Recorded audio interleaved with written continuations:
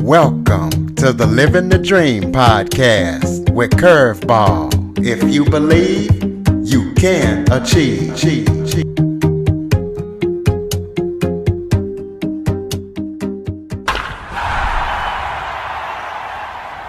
Welcome to the Living the Dream with Curveball podcast, a show where I interview guests that teach, motivate, and inspire. Today, I am joined by internationally acclaimed New Orleans-based singer, songwriter, recording artist, and entertainer, Louise Cappi. Louise is the daughter of the late, great New York jazz guitarist, Al Cappi. She keeps the Mahogany Jazz Hall in New Orleans packed every Saturday night. She has also been a regular on the New York City music scene, and her music has global rave reviews. She has an album coming out in the fall called Hope. So we're going to be talking to her about all that. Louise, thank you so much for joining me today. Oh, thank you for having me, Curtis. This is great. Why don't you start off by giving everybody a little bit of background about yourself? Okay. Well, let's see. I grew up in New York. I started singing at a really young age. My dad would play guitar, and like at 4 years old, we'd sing "Mary Had a Little Lamb" or things like that. And when I got into high school, I started doing some shows, and that really put the bug in me. And my brother, who also was a musician, he's passed away. He used to give me records to listen to. I'm like 13 years old. He'd give me Billie Holiday records and Carmen McRae, a lot of jazz singers. And he said, just listen to this stuff. And then after high school, one of my music teachers said, look, let's rehearse over the summer after my senior year. And let's start doing some gigs. And that was the beginning of my professional career. Yeah, it just went from there. I took a little time off to have kids. Didn't want to run around nightclubs while I was raising babies. So, I here and there I would sing, but I didn't want to take away from them. And once I felt they got old enough where they were okay if I left them with somebody or my husband, or they'd be okay.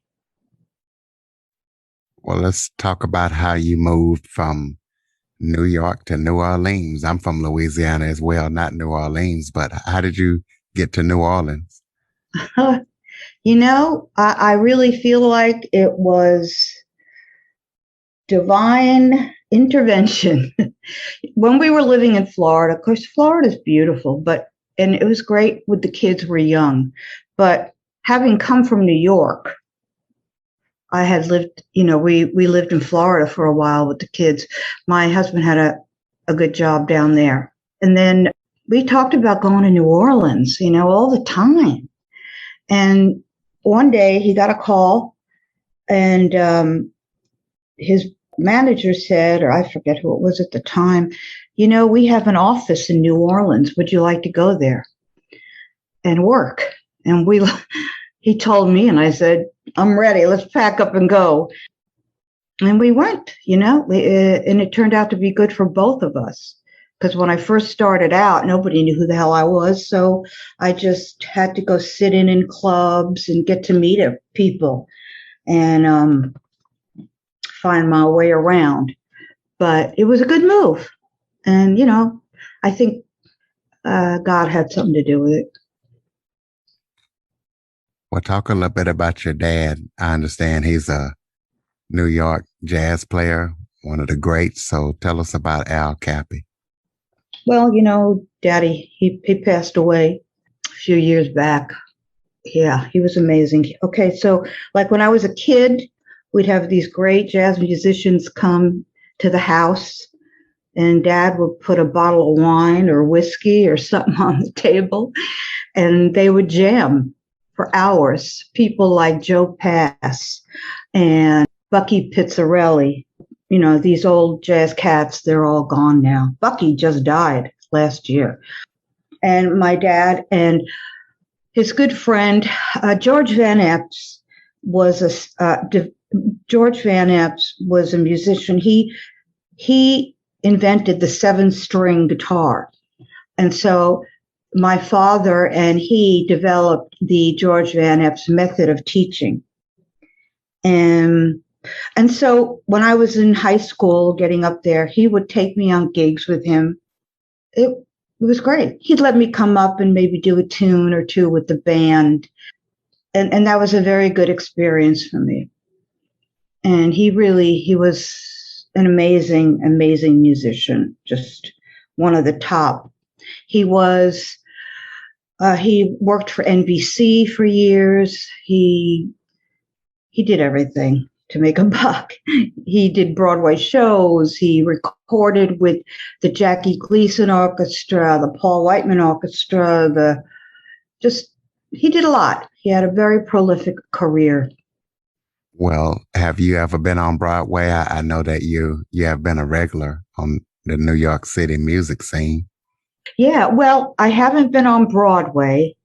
I am not exactly, well, I guess Broadway's a lot different. I mean, if Elton John could do it, but I am going to be in October in a beautiful theater in New York. Has booked me. It's called the Triad Theater, and it's an off-Broadway theater, and it's just a lot of very famous people have done shows there, and I'm excited to do that. But no, I haven't done any Broadway stuff yet. Who knows? So talk about some of the famous musicians that you've personally worked with, you and your band. Well, I have, over the years, I have played with some of the Marsalis brothers. Of course, there's Wynton. He's up in New York. I never worked with him, but his brother Delphio Marsalis and the Uptown Jazz Orchestra. I have performed with them. Also, Jason Marsalis, the youngest brother, and he's a drummer, and he plays also the vibes. Incredible, and we're good friends, me and Jason. Who else? Pretty big. I don't know if y'all have heard of him, but he worked a lot in New York. Irvin Mayfield and the No Joe Orchestra, the New Orleans Jazz Orchestra. Yeah, let me think. Yeah, that's about it right now that I can think of. Well, I know in your bio, it says you and your band. So is it just you by yourself? And if you have any other members of your band, tell us about them. Okay. Oh, I have a great band. Down here in New Orleans, the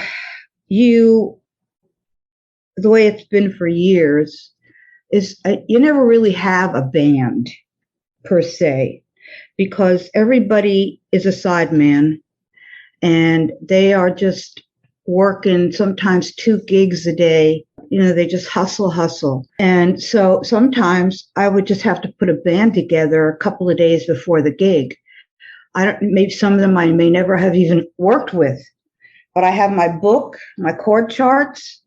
You go, you stick it up on the bandstand, the piano player starts playing, and whether you've ever played with them before or not. Recently, last year, I put together just sort of came together a great band of really young cats. They're 30 and under, and they all have their degrees in music. The guitar player, Michael Clement, amazing artist, just got his master's in jazz guitar, and they're just, and all last year I wrote my album, turned out to be an album. And we would get together with our masks and, try to keep a good distance away and rehearse and work on these songs. So, and I really, they're great. They're young, but they are respectful and talented and serious. And I'll give you their names. It was Mike Clement and Sam Lobley. And Sam is the bass player, and Sam Colgate is our drummer. And they're great. Well, speaking of your album, tell us about that new album that you got coming out in the fall. Tell us what people can expect when they listen to it. Oh, well, I'll tell you what.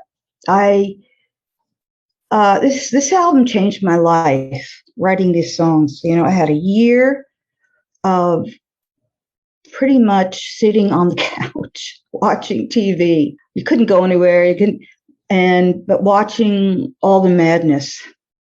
And I'm not just talking about COVID, but I'm talking about politically and everything that happened, and climate-wise as well, fires and floods. And I mean, it's just all like a perfect storm.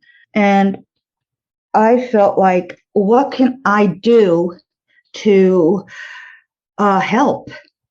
I'm not a medical person. I'm not a firefighter, firefighter. But I can write and I can sing. And I just started writing songs. My single came out mid-July called Hope. And it's also the name of the album. Hope is the album, hits September 10th. And so a lot of the songs are just trying to lift people's spirits. And it seems to be helping. It's really being received well all over the world.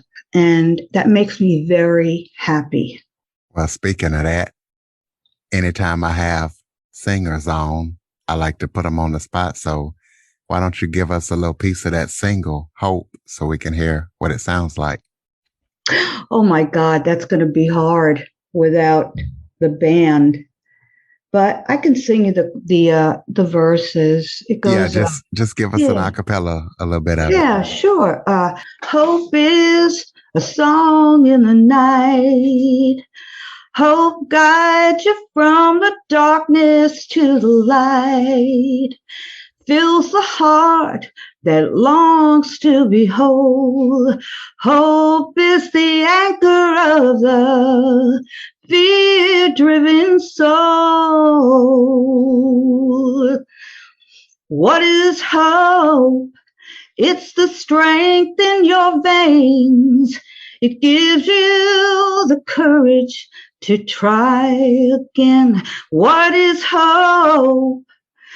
It's the steel in your spine. It takes you to the finish line. Oh,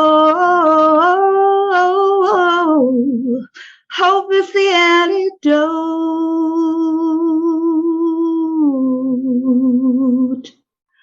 And that's a little bit of it to the first chorus.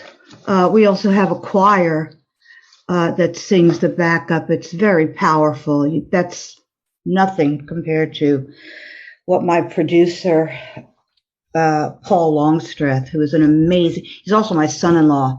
He's an amazing, amazing musician. He's very toured the world with some of the top New Orleans musicians for years. And he just took this song and the band to celestial heights. It just with the choir, we gave it sort of a gospel feel with a backup choir. It just came out. If you get a chance, people can find it.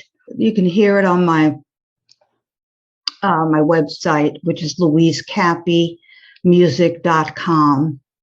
And they can also download it on all the major streaming, iTunes, Spotify, all of them. What do you have any upcoming projects that you're working on besides your new album? Anything else people need to know about? Well, nope. I'm staying so busy promoting this and the album. So, I mean, I have a few gigs coming up around town, local. Like I said, in October, I'm doing the Triad Theater in New York City. And then just, filling in with gigs here. But mostly we want to promote this album. The New York gig at the Triad Theater is it's going to kick off a tour. And we're going to start in New York because I have a lot of fans there. And then we're thinking we'd like to go to Tennessee, to Nashville next. I know you have louise.cappi.music.com. Give us any social media links and any other ways people can connect with you. Oh, yeah. Instagram. And it's all Louise Cappi Music. That's how you can find me. Instagram, Facebook music page, Louise Cappi Music again. Let's see, there's Instagram, Facebook, YouTube. Yeah, that's most of them. I'm trying to think. Oh, Shell kill me if I left it. We just got to search Louise Cappi Music. You got any final thoughts before we close it out? Oh, first of all, I want to thank you for having me. Number two, I think this album is music with depth. And that's what I'm all about. I want to write songs that will leave people feeling like their life could change by listening to these songs. And not to brag, I'm not trying to brag. My mom used to say, you're not bragging if you can do it. And the feedback I'm getting has confirmed that, and it makes me very happy. So everybody, if you listen, go ahead, check it out. Please download the music. Thank you for having me. The pleasure's all mine, ladies and gentlemen. louise.cappimusic.com. Please be sure to follow, rate, review, share after listening to this episode. Android users, go to the Google Play Store and download the Living the Dream with Curveball podcast app.